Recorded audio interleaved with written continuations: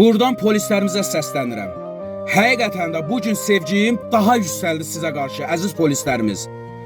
Deməli, əzizlərim, mən yəni canlılarda otururam, evlə bağlı yardım yığılır deyə.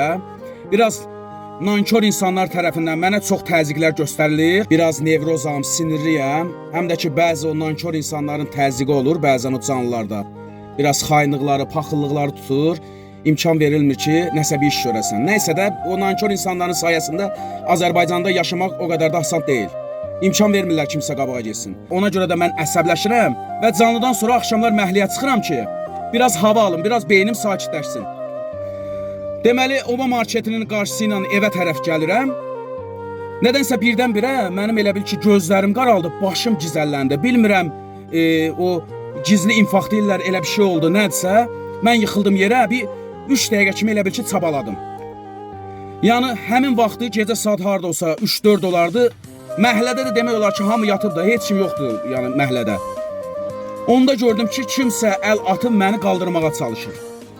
Elə özümə gələndən sonra baxdım, gördüm bizim postpatrol xidməti olan polis qardaşlarımız.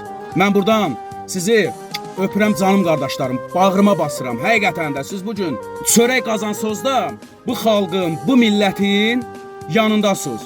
Belə canınızla, qanınızla həyatınızı belə qurban verməyə hazırsınız bu xalqın, bu vətənin yolunda. Mən bunu axşam şahid oldum, həqiqətən də.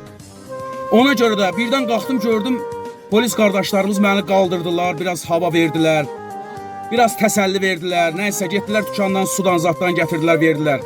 Tam indirdilər, gətirdilər, məni qapıda qoydular. Ona görə də əslində mən həmişə polislərimizi çox sevmişəm. Çünki mən indiyə kimi heç bir polis qardaşımızdan pislik görməmişəm.